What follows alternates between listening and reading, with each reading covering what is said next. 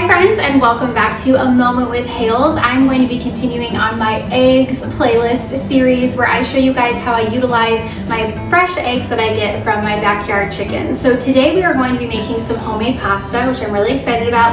I've done pasta a couple different times with my backyard eggs, but I'm really excited because this time I actually have the KitchenAid, well, I don't know if it's the KitchenAid brand, but the attachment for my KitchenAid to make the pasta. So I have been saving my egg stand money this summer, and I've been buying myself some little kitchen gadgets that I think is going to make my life easier as we are trying to eat a little more naturally and less processed foods. And one of the things that we do love is pasta. My husband really likes homemade pasta. So before I had this, I had just been cutting them up into little squares and making bow tie pasta. So I'm excited to try this today. So let's jump in and use some of these backyard eggs to make some fresh pasta.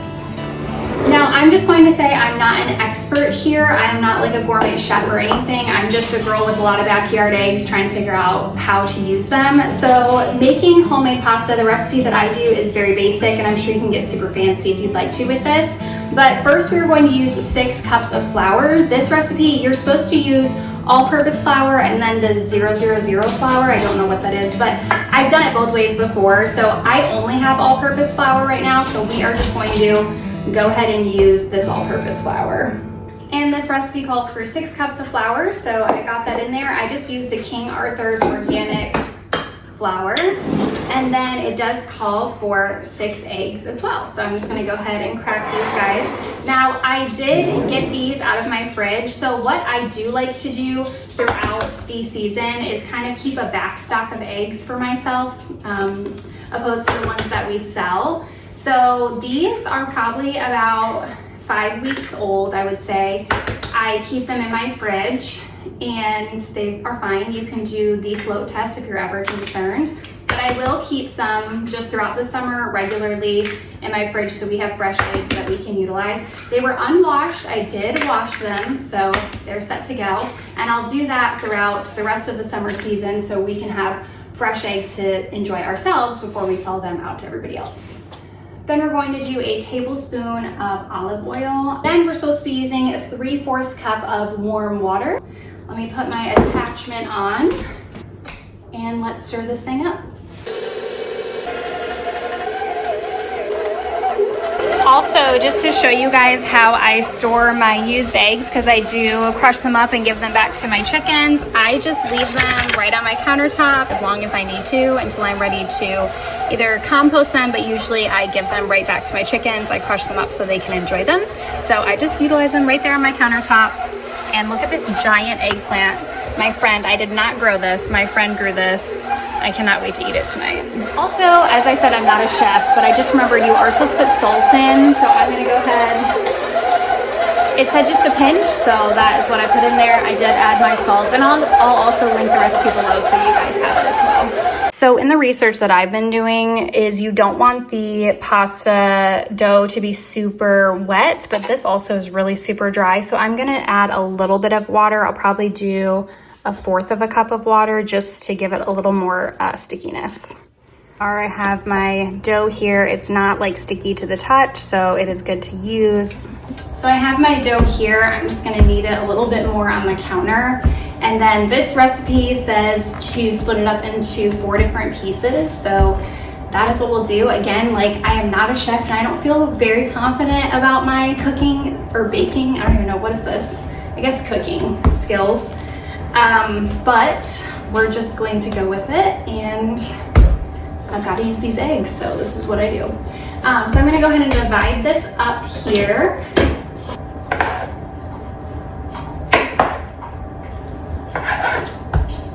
And here is my pasta attachment. Supposedly this rolls it for you. So again, I've never done this before. This is going to be my first time utilizing this tool.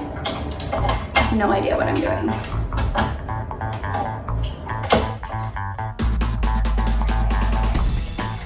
Okay. You guys, I think I got it. I feel like this is too thick. It's working, I think. And so let's try again. Okay, so I definitely didn't have it locked in before, but I think we can go again.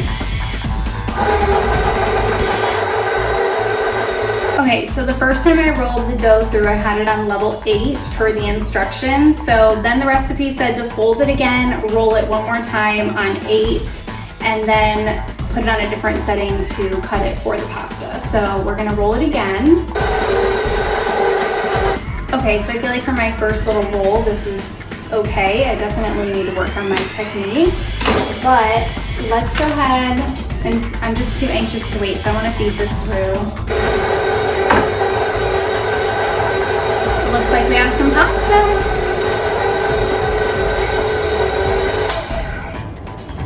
And then we are very sophisticated here. I have a pasta drying rack, and the base broke, so we just kind of have it painter taped together, but that's okay. So I used to use, which you can use at home too, the hanger, and I would just hang them along my chandelier that I have in my kitchen. And I might end up doing that with the amount of pasta that we have anyway. So if you don't have a sophisticated hanging rack like this, you can use whatever you have in your house, just that it can fold over. I've even done it over chairs before too. So whatever you have to utilize to let the pasta dry. I think this recipe said for about 30 minutes to an hour, so we're gonna let it dry.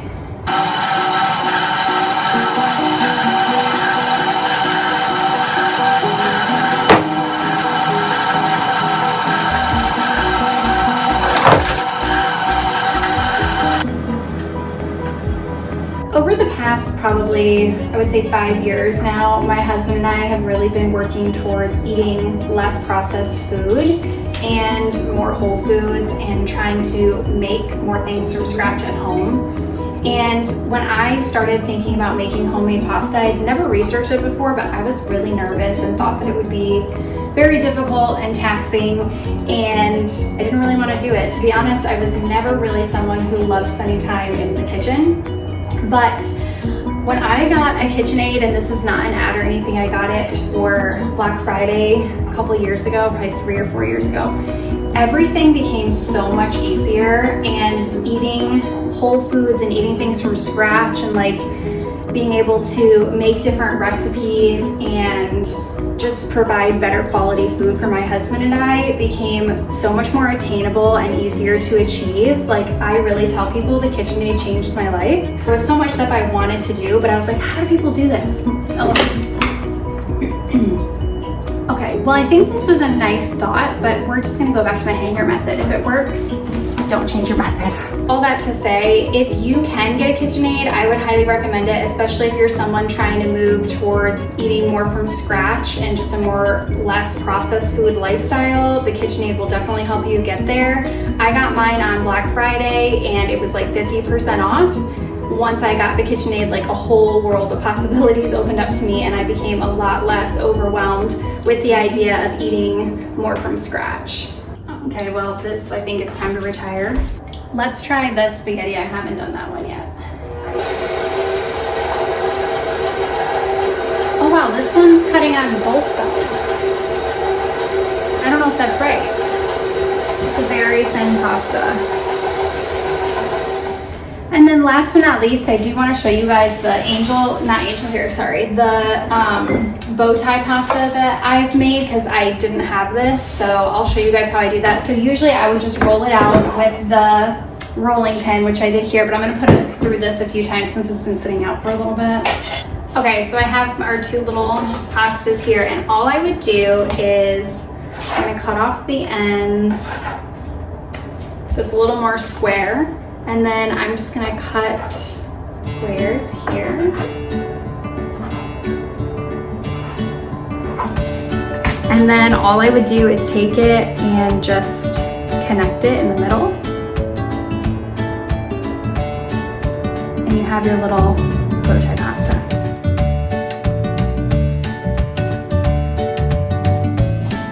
Then I put them on a little freezer paper and stick them in the freezer so they can flash freeze.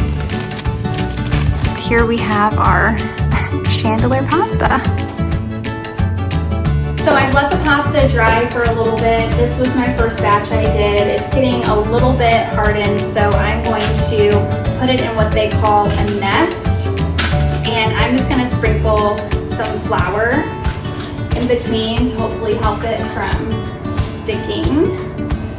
And then I'm gonna do the same thing that I did with my bow ties and just put these in the freezer for a little bit. I think that online it said to do it for about an hour, and then go ahead and take it out and we will vacuum seal them.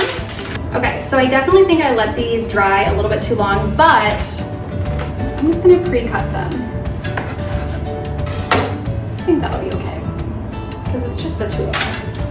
Since I let them sit a little bit too long, I'm not gonna be able to do a next set of these. I am just gonna sit it like this and let it freeze like this, because I have bags that are long enough for me to vacuum seal them like this. I don't think it'll be an issue.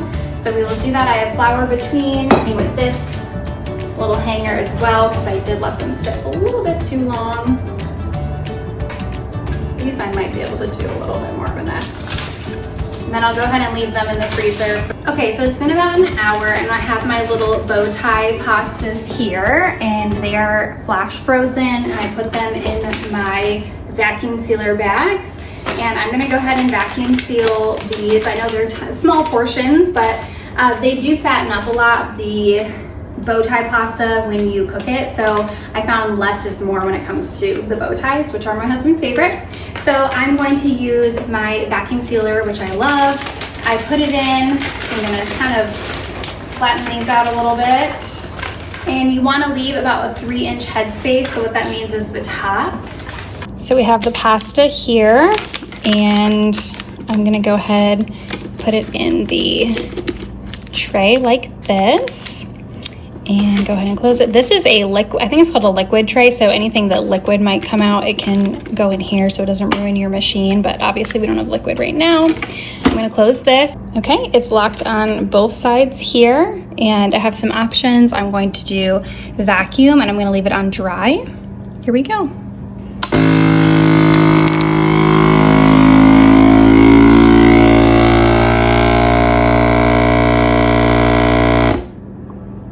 And then you're gonna see both these are still lit up. This is gonna be blinking when it's sealing. I feel like sometimes it takes a long time to seal.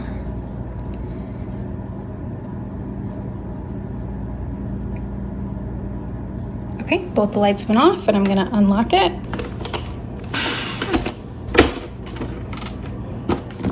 It's sealed and vacuumed. So we have our pasta. Okay, so it's been a couple of days. These have been in the freezer for I think 3 days now, and I'm going to cook our first frozen homemade pasta from the vacuum sealer. I did read online, some people said freezing them like this creates them to be very clumpy and hard to separate. So I'm gonna see how it goes. First, what I'm gonna do is let the water come to a boil. I am going to salt the water. I've heard the more you salt it, the better it is. It will be less like clumpy together after it's been frozen. So I'm gonna let this come to a boil, and let's see what happens. Okay, we have boiling water. I'm gonna put that in. Okay, so it broke up pretty well. There are a few pieces that are more stuck together, but for the most part it did break up. So I'm gonna strain it. So you can see they're not super clumped. There is this little piece here that's still clumped together, but other than that, it looks like they came apart pretty nicely. So as I said before, I'm not a gourmet chef, so please don't judge my cooking ability, but I am happy with how these noodles turned out. The fettuccine alfredo setting that was in the pasta attachment, these are the noodles for that, they did turn out a little bit thicker than I would like, but my husband likes the thicker noodles, so he'll be happy with that. Overall, really happy with the pasta attachment that I have, and just again, another good way to use my backyard eggs from my little chickens. And I hope this video helped you. Again, I'm not a gourmet chef, I'm just showing you guys if I can do it, you can definitely do it. And now I'm gonna go enjoy dinner with my husband. Thanks for watching, and I'll be talking to you soon.